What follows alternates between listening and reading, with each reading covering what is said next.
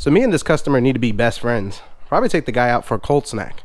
Primarily, why? Because he wants an expensive build, which is not the reason, but mostly he didn't want RGB on this, which is fantastic. I know he's gonna lose like 1,000 frames per second just by not having RGB, but it saves the guy a lot of time, headache, the whole software thing, extra wires, so that's good. So sat down with the customer, well, didn't physically sit down with him, but been going back and forth through text message. The customer actually lives 10.5 hours away in Indiana. So once we build this, we're actually gonna be driving this to Indiana, and I'll be doing a kind of vlog thing, whatever, and showcasing him getting that, setting it up, all that good stuff. And primarily the reason why I did that is, number one, a guy wants to do a whole little road trip, so I like to travel, and then along the way I like to stop at computer shops, check the marketplace, see what good deals you can find in the area, as some of the best deals that I've actually gotten is taking road trips. I travel a lot to New York and kind of in the upstate area. I could get a lot of good deals, and I've actually bought computers for steal of a deals, parts, flipped them, and make some really good money on that. So that is the plan with this, and that's why I kind of agreed to drive it to him.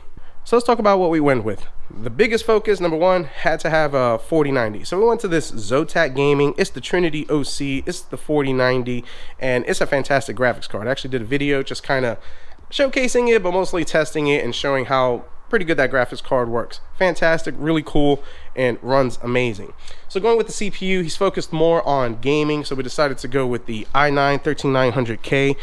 Really cool packaging for this CPU. So very happy with that. We got two terabytes of PCIe 4.0 NVMe storage. These are the P3 Plus from Crucial. I've used these drives a ton. I actually got 3 of these in my personal rig, and very happy with that. Yeah, you know, you could go with some faster stuff, but that works really great. So I'm very happy with that. Our memory, we got the DDR5, 64 gigs, the 5200 speeds. He didn't want no RGB, so we went with just the Vengeance one, which is fantastic. Don't have to deal with the whole, you know, Corsair IQ software. So that's good. Our motherboard.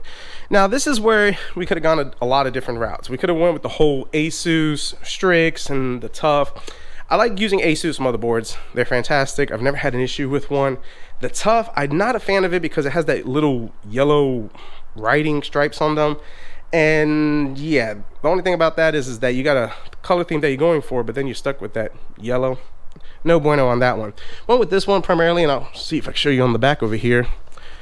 Has the whole silver and black theme, which I think is going to look fantastic, especially going with our graphics card, which also has the same color theme, our memory. And for our cooler, we got the Liquid Freezer 2. This is the 360 over here from RTX. I love this cooler. I'm actually running the 240, and I ran this on another build that I had. The tanks are massive. This thing does a great job at cooling any CPU that I've ran into. And the biggest thing is that it has bigger tanks compared to most. It doesn't have RGB. And even though the aesthetic of the kind of pump right over here is hit or miss, it looks really good, and I think it's going to work well in this build. For our fans, I went with these. These are the RTX P12 PWN PST value pack. I got these from Silver Knights PC as they're local to my area. Fantastic guys. Definitely check them out. $30 for a 5-pack. They're PWM. They're really quiet. They work great. Have a 6-year warranty. They don't have the RGB, which is fantastic. And from what I gather, they daisy chain together, which is going to make installation a lot easier on this. And the good thing about the guys at Silver Knights being local is that if I have any issue with these, even like 2-3 years from now, because of 6-year warranty, I bring it back, they'll swap it out. RTX has a great warranty as far as that. So they do make these with the whole RGB thing, but this fits the build. And for our case, yes, I know it's been done, it's been overbuilt in, but the customer chose to go with the Lee & Lee 011 Dynamic. It's the black version, the DD Bauer edition. It is a great case. They're really easy to build in. I like the way they look, and that's what he wants. So that's what he's gonna get. So now I notice you'll probably say that, hey, what power supply you're using? It's actually on the way out for delivery, so hopefully that should be here soon. We're going to be using an EVGA 1000-watt power supply, which will be more than enough to power this computer. So I'm going to go ahead and do some work off camera, and I'm just going to bench test this, pop in the CPU, memory, drive, make sure everything's working, which honestly, if you're building a computer, that's the first thing you should do, is just test it before you put it in the case. That way you're not going crazy or nuts trying to figure out what went wrong. It's easier to swap out components right over here, so that's the best way to do it. So let's get started, and we'll see how this whole anti-RGB build goes.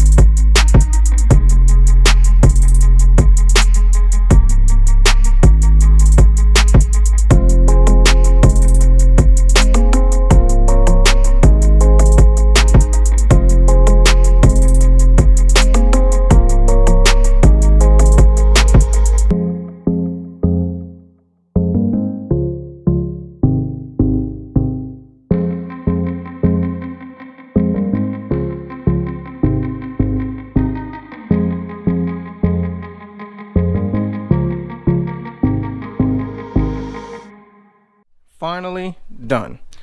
So delays and issues and stuff I didn't really think about. I mean, not too often that I get to build a computer with a 4090 in it, and considering how massive these cards are, you definitely need to consider the size with the case you're using.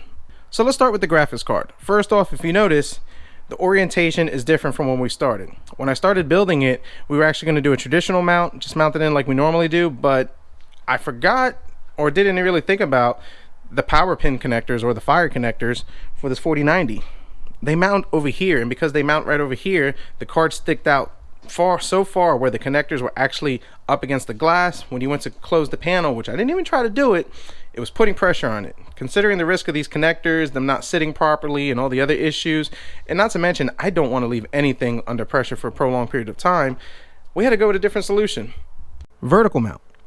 I was going to go with the Lee & one, but the PCIe Gen 4 one for this case was back ordered like 2-3 weeks. I got to get this computer out pretty soon, and we couldn't wait for that. Did some research online, the whole Reddit and other forums, found out that this Antic one was actually a good solution for the Lee 11 Dynamic. It was $60, comes with a PCIe Gen 4 riser cable, worked fantastic, fit perfectly, but I had to consider something with it. So the plan was to have the 3 fans on the bottom, and then this card was going to sit mostly towards the top 2 slots. When it went to do that, ran into issues. I think it was because the PCIe Gen 4 riser cable is a little too thick for it, and the issue I kept on running into is that it kept on hitting the heatsink over here, and then the card had pressure on it. Didn't like the way it felt, so got rid of the 2 fans.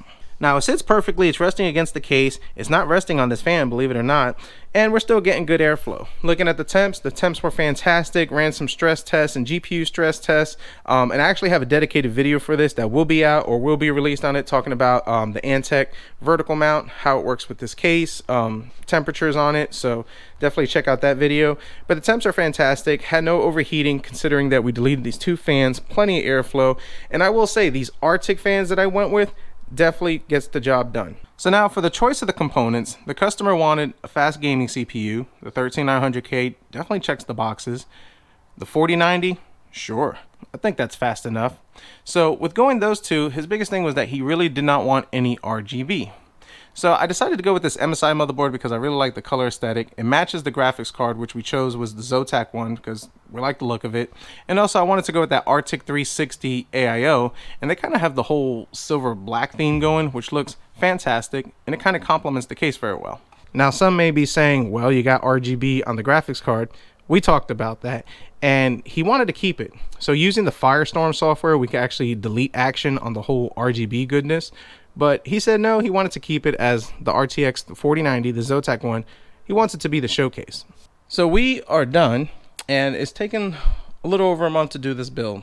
Just getting parts, trying to find the best prices. I mean, it's just been very interesting trying to get this newer stuff. I mean, some days the prices are great, some days the prices were low. I mean, unfortunately, when we bought this graphics card, we got it at $2,800 with a time frame in mind, and then the price dropped to like 23, and then went 25. I mean, it's just been all over the place, but the customer just accepted that. He's good with it. He's happy with everything he got. So now what we're going to do is we're going to drive this computer 10.5 hours to Indiana to get it to him. I typically try not to do these high-end builds, as I focus more on budget builds, used flips, stuff I find people that throw out, OEM builds and mods and all that type of good stuff. But I figure every now and then let's throw in a cool high-end build, as I do get them every now and then, but I try not to film them, as sometimes doing this stuff can be depressing, primarily because of the price and just everything that's going on. But this one was fun, and I'm more excited the fact that we'll be taking the drive for it. So comment down below, let me know your thoughts, concerns, criticisms. I definitely enjoy the input. I try to respond to as many comments as I can. If you like this video, definitely hit the like button, subscribe if you're not, and as always, we'll see what we come up with next.